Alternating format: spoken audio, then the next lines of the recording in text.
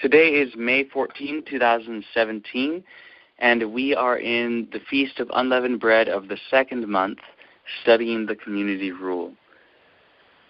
Let's start by asking our Heavenly Family to help us to understand.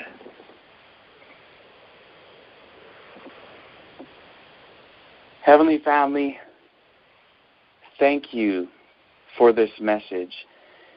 Thank you for all the principles of investigation. Thank you for helping us to understand how we can come to become righteous as you are, and to stop hurting each other and bringing the world into a bad condition. Thank you for the solution to selfishness. Please help us in our study of the community rule. Help us to really get it and to be able to use the knowledge we gain to live out life in the best way possible, and also to be able to help other people. Thank you. We ask this b'shem tzemach, in the name of Branch. Amen. Amen. So we'll do the regular thing of recapping what the community rule is, why it's important, going into broad questions and answers and comments, and then going into a line-by-line investigation. And, of course, the first night of this series of studies during the Feast of Unleavened Bread, and going back to the 14th day of the Hebrew month, which is second Passover, on that study, that first study, I gave a far fuller summary and explanation of what the community rule is, why it's important, and the principles of our investigation. So the community rule is a text that was found among the Dead Sea Scrolls, which gives us a whole lot of information about the community which had the Dead Sea Scrolls. It tells us about their beliefs, their practices, their organizational structure, their mission, their self-identity, and for that reason it is recognized as one of the most important of the Dead Sea Scrolls.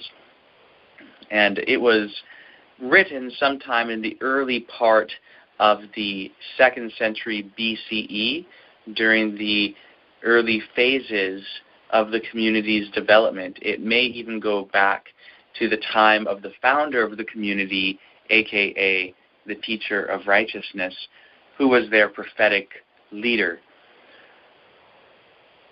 The community rule is also important because it has many very strong parallels with the writings of the early followers of Jesus, even to the point where we can know that at least the authors of the Gospel of John, the Odes of Solomon, the Didache, the Epistle of Barnabas, and potentially many other authors understood the community rule and read it and promoted it and so on. So those are just some of the reasons why it is important for understanding the Qumran community itself, and also for understanding the early Jesus movement.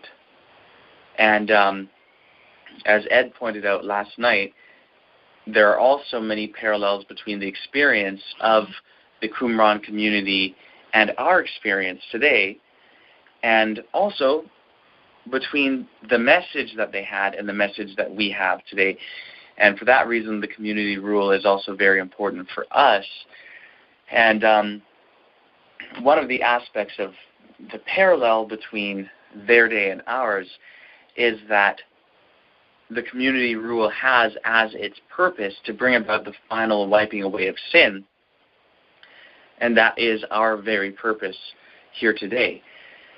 So, yeah, it's a very important text. That's why we have been studying it a whole lot and have over 70 studies on the topic so far. So, and we're only a third of the way through. So there's a lot to be said concerning this text. and we're investigating it very, very carefully. So the other thing that I just want to mention by way of introduction is that our purpose in studying it is to find out what claims it makes and whether those claims are true. And that's claims about anything. What are the claims that it makes? Some of the questions that we are particularly interested in, though, are, does it claim to be a product of inspiration? If so, is that claim true? Also, does it claim what we would understand as a genuine understanding of righteousness?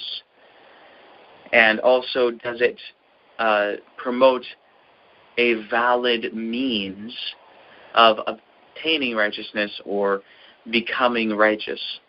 And, so far in everything that we've read, it certainly does, which also, of course, heightens our desire to study and understand this writing.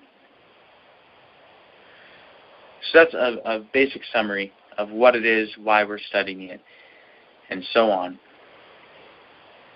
So I'm not sure if anyone else has come on yet. If you have, welcome. And if not, Rachel, if you have any comments or questions broadly related to the community rule, that's fine. If there are others on and you have questions broadly related to the community rule, then you can mention them too. And I will briefly mention why I say broadly related. So if anyone has comments or questions broadly related to the community rule, what I mean by that is things that do relate to the community rule, yet they don't have to be very specific on one thing. It could be just about the Qumran community or the time period and that sort of thing. So does anyone have any comments or questions? I'm on the call, Trent. This is Ed. But, I don't have any questions today or comments. Okay. Well, hey, thanks for making it known that you're here.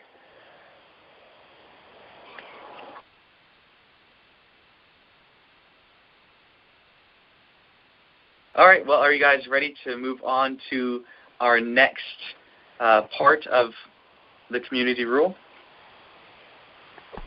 Yes. Okay. So, of course, the best preserved copy of the community rule is 1QS, and it has 11 columns, but we are in the 4th column. And I'll start reading at line 15, even though we've already covered however much of it, but I'll read this section for context, and then we will discuss the sentence we have not discussed yet.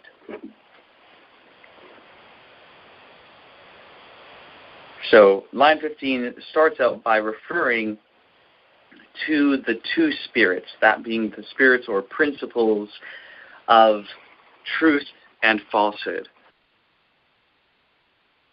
In these are the generations of all the children of humanity.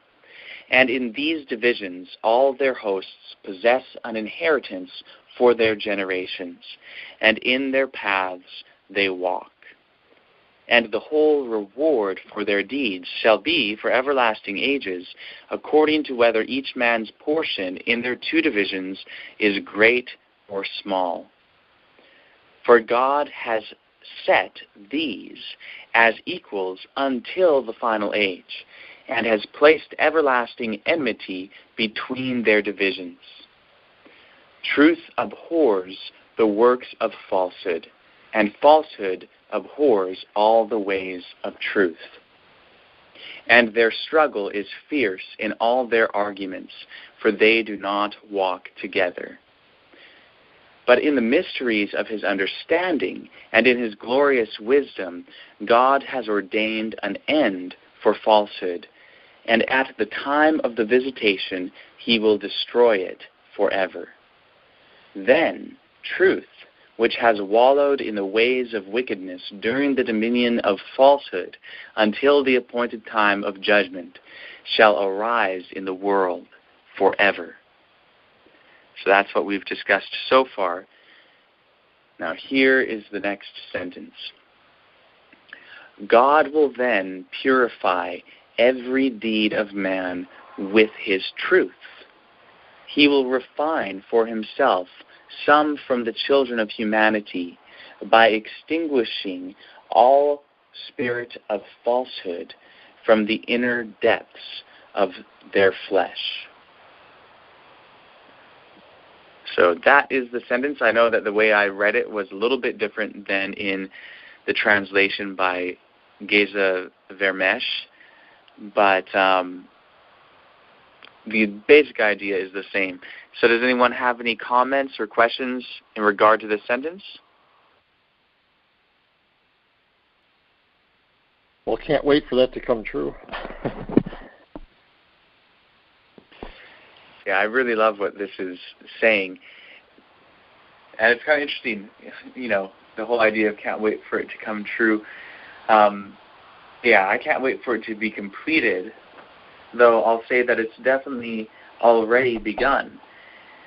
And, I just love this. God will purify every deed of man with his truth.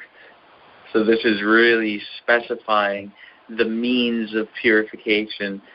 And, it's definitely what we have found to be the only genuine means.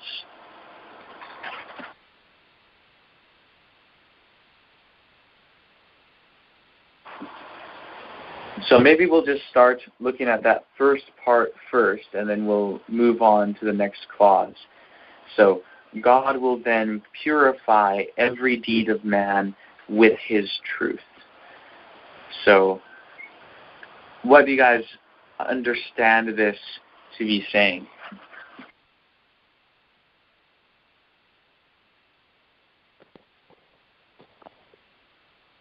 Well, I think the truth comes before, we're purified by the truth, and then all of our deeds will come from that truth. Our deeds will come out of a mindset of God's truth, of the actual truth. Okay, I see what you're saying. Yeah, definitely it is the truth being understood first, and then the deeds follow. Is it same as justification by faith? That is an excellent question, and that's I was wondering what you guys thought of that, whether this is talking about justification by faith or something else. And can anyone think of any other option?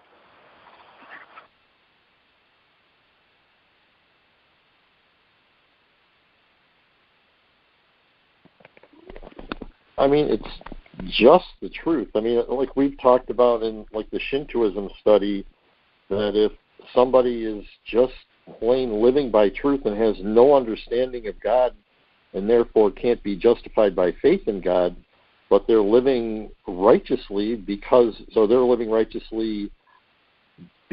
an understanding of truth, not because of faith in God, but just because of faith and truth, I suppose you could say. Well, of course, having trust in God and trust in the truth, really, of course, in its true setting, they go together, because God is the one who gives us the truth and gives us not only just the theory of it, but also gives us an experience of love, which is really what makes the truth have its intended impact. But one of the words here that I think is important to catch our attention is the word purify. And we need to ask, what kind of purification is this talking about? Is this talking solely of moral purity, or is it also talking about ritual purity? Well, it says every deed. So I'm not sure. I'd have to consider that a little bit more, but the thought it gives to me is complete purification, purify every deed. Definitely. It doesn't seem to be just ritual. It seems to be practical. Ritual is not antithetical to practical, though. Mm-hmm. Every deed certainly shows completeness. So, okay, let me ask you this, and anyone can answer, because I think it's important to have this straight within our minds. Okay, so is moral purity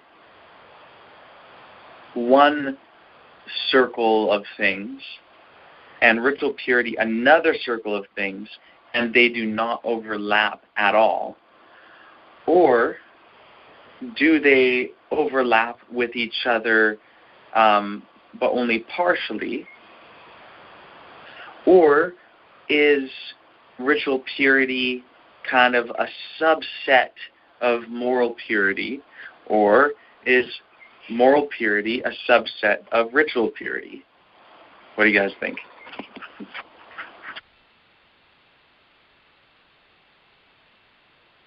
I guess I have to say I've always thought of them as two separate, as you said, circles. I see them coming closer and closer, beginning to overlap in my mind, and I'm wondering if they're going to completely overlap at some point, and I have a feeling that's where we're headed. But to be honest, at this point, I can see an understanding of some overlap. The ritual purity things that we would need to do,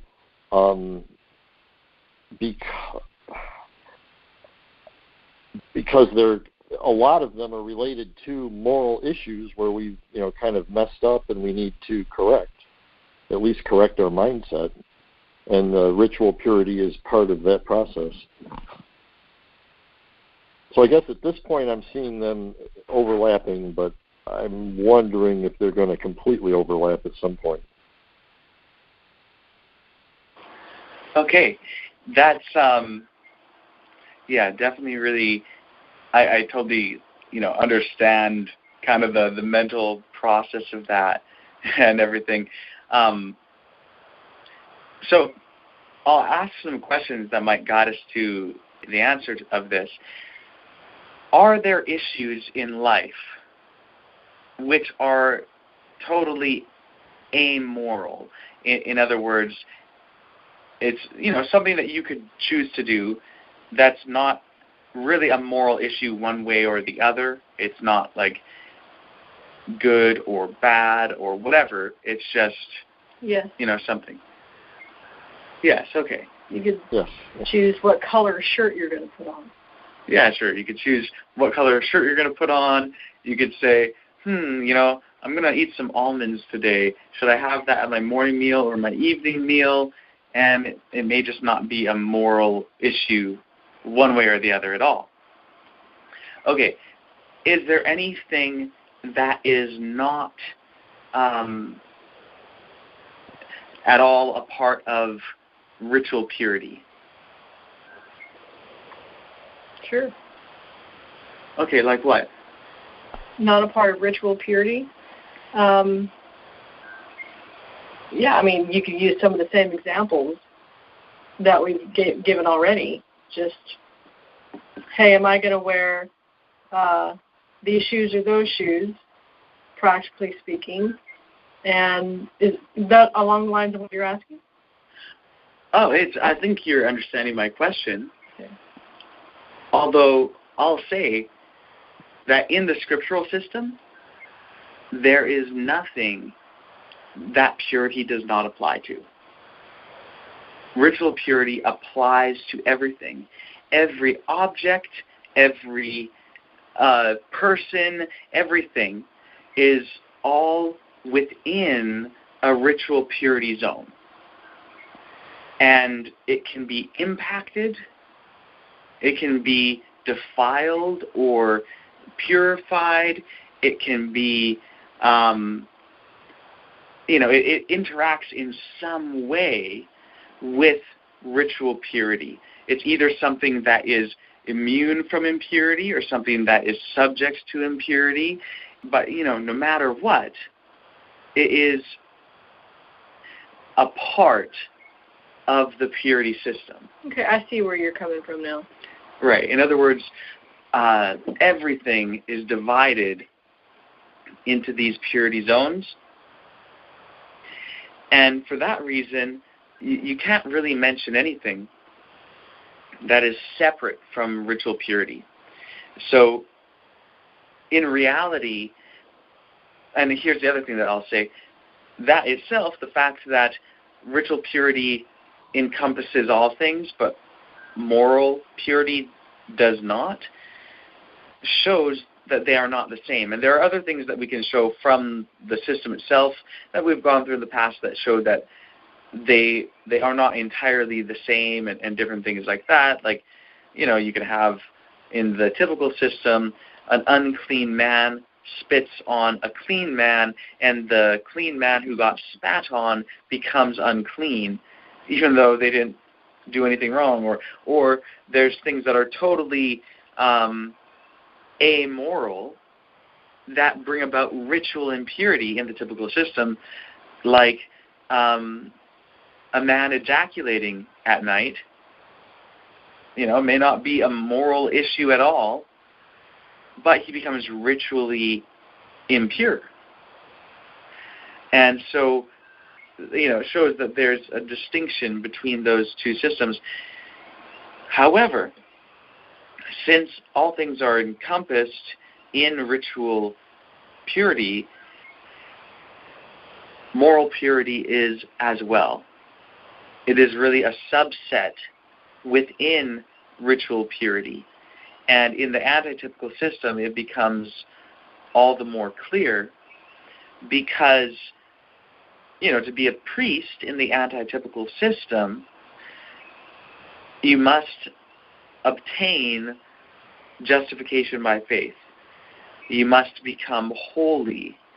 And, that's symbolized by putting on the garments and the bathing ritual and the whole consecration of the priesthood ritual. That whole thing includes within its symbols justification by faith for the priests. Now, of course, others are supposed to receive justification by faith too, but it is a requirement for the priests. And the basically what this shows is that the purity zone which one could be in is, if there is some sort of relation between moral purity and ritual purity.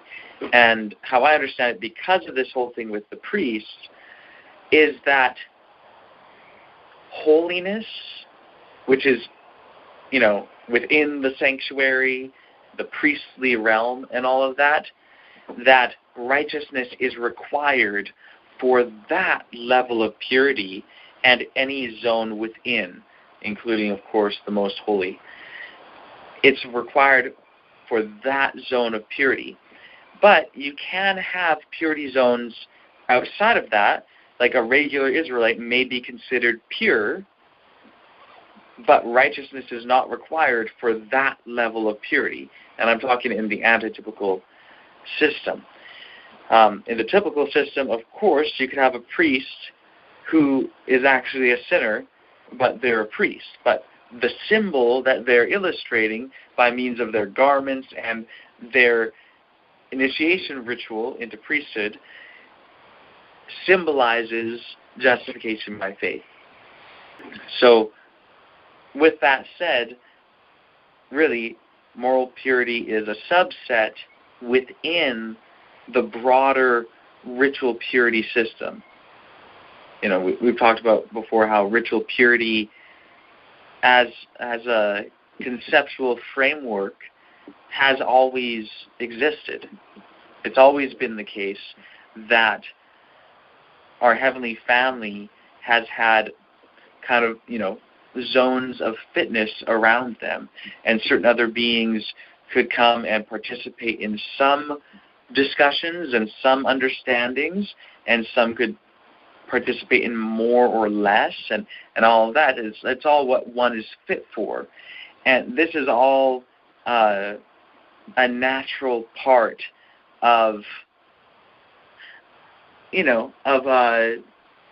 just how things are made, as it were. Everything is only fit for certain other things. So, yeah, it's kind of this whole thing, even just how Ellen White talks about Lucifer wanting to be part of the discussions for the creation of this world, and how he wasn't supposed to be. Well, that's a ritual purity idea that's there even before he went into sin. So this goes back before the initial rebellion. So when it's talking here about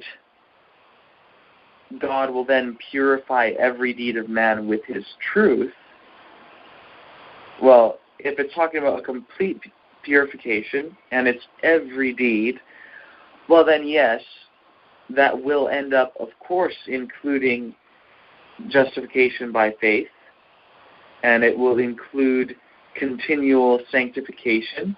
So it's inclusive of righteousness, but it's also broader than that, because every deed of man being purified with his truth, well, a person's deeds can be ritually purified even before they're justified to a certain extent. So, this is kind of like the idea of reformation. You could have someone who is an adulterer, and by coming to understand the truth, they could stop being an adulterer, even, at least outwardly, even if they are not justified yet. And so that's an outward reformation that helps them to be able to contemplate the truth more clearly, that will lead them to justification. So, this is why reformation often precedes revival, because a person will start to reform their deeds, reform their works, and by cooperating with our Heavenly Family in doing that, can come to the mental place where they realize the impact and import of the truth. So this is really kind of an all-encompassing statement, and the reason why we know it includes, or the reason why the word purify there is within the context of ritual purity, is because this is what it talks about in the next sentence. It says, he will cleanse him of all his wicked deeds, or deeds of wickedness, in the spirit of holiness. Like purifying waters, he will sprinkle upon him the spirit of truth, etc., etc. And so there's more, and it keeps on using ritual purity language, but it says like purifying waters. And, waters of purification is a more literal translation, and the term waters of purification is specifically taken from the sacrifice of the red heifer. So it's definitely in a ritual purity context, but it has a moral implication and a moral result, because the moral purification is part of the climax of the ritual purification.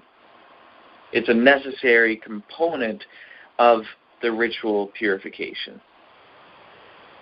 So does that make sense to everyone? Mm-hmm.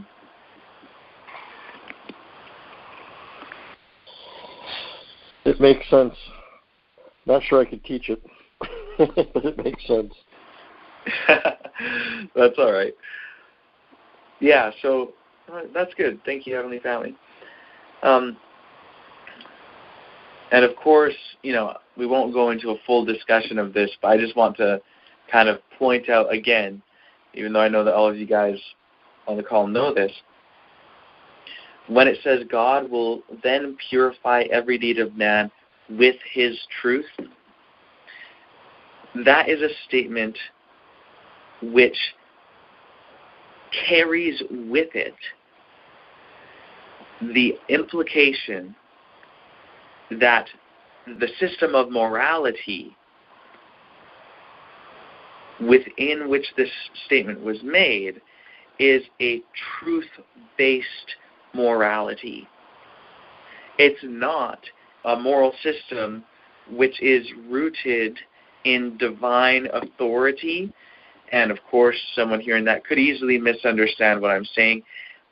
What I'm saying is that what is moral and immoral, according to the system used by the author of the community rule, is not decided by divine authority. It's not like God just arbitrarily decided, murder, yeah, that one, we'll say that one's wrong. That's immoral. But faithfulness in a relationship, that's moral. And just kind of like picking and the reason why those things are good or bad is because God decided for them to be good or bad. That kind of divine authority moral system is not what this is basing itself upon. Likewise, it is not basing itself off of what today is referred to as secular morality, which really is a social morality, where morality is viewed as being a social phenomenon where people, as a society, end up generally agreeing upon certain codes of conduct and ways to behave and so on. That's not the system being employed here. The system employed here is that what is moral, what is good, is that which is in harmony with truth, which is material reality. That which is immoral, that which is bad, is that which is contrary to truth, material reality. So that's something which is just evident and clear in this whole section of the community rule. And of course, it's clear through the teachings of the Nazarenes. And that, I think, is something that should really catch everyone's attention, whether they're religious or not, because morality is one of the big things that religion is supposed to address. And most religions do not provide any sort of coherent understanding of morality or any sort of genuine solution to immorality. But this does. So I think that's absolutely wonderful. Are there any other comments or questions on this phrase?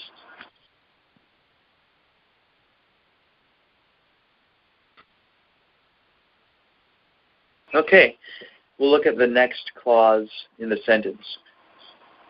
He, referring to God, will refine for himself some from the children of humanity. Now, in Giza Vermesh translation, it says, he will refine for himself the human frame by rooting out all spirit of injustice from the bounds of his flesh. More literally, he will refine for himself some from the children of humanity by extinguishing falsehood from the depths of their flesh. Does anyone want to comment on that?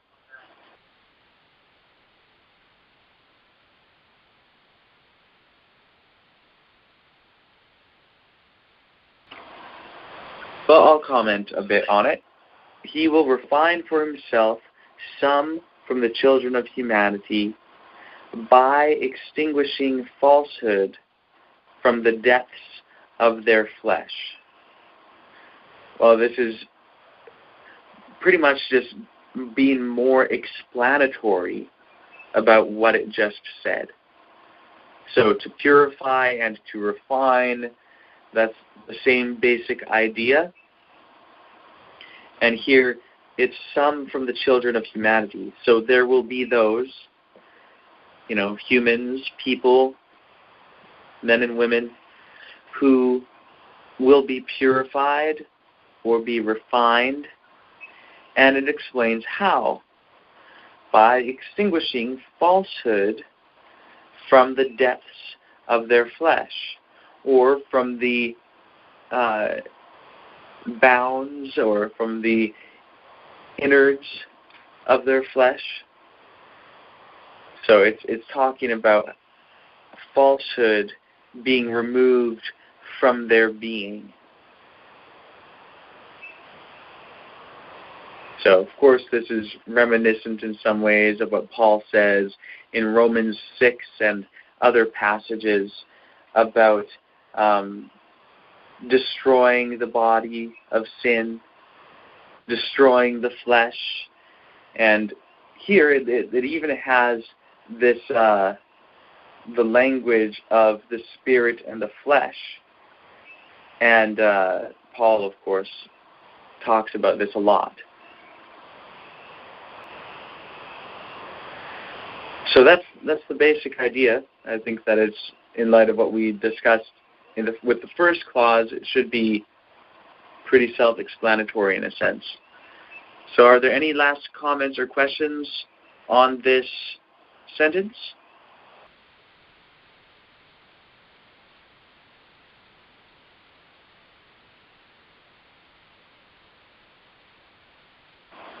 Okay, I guess not. All right, well, I'm looking at the next sentence, and it is getting into some other things, like I mentioned before, the whole idea of the sacrifice of the red heifer and so on. And I think that'll take some more discussion. And since there's only a few people on tonight, I'm thinking that maybe we should just bring an end to tonight's meeting, and then tomorrow we'll get into the next sentence. Does that sound all right with you guys?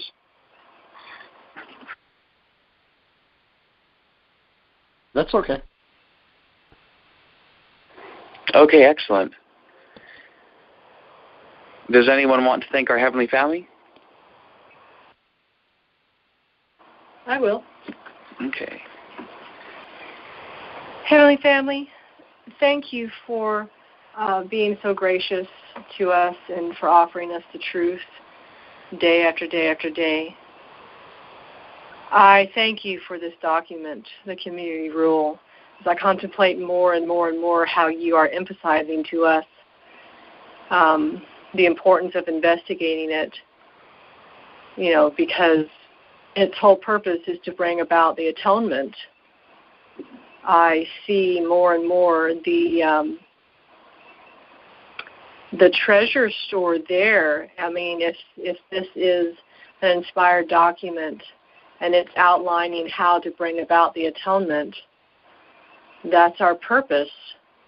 And it could very well provide, and would, if it's inspired, I'm sure, provide many, many answers to our needs in accomplishing that same goal. So I just want to ask that you would continue to guide us as we study, help us to come to know if it's inspired or not, and to really get the principles that you're conveying to us and implement them. I just want to ask, Heavenly Family, that you would send angels to each one of us so that we would be surrounded by truth, and that we would live in such a way to encourage and invite those messengers of truth to remain. Thank you so much. we ask all this and bring everything to you in the name of Branch. Amen. Amen. Amen. All right. Love you guys. Have a good night. Lav Tov. Lav Tov.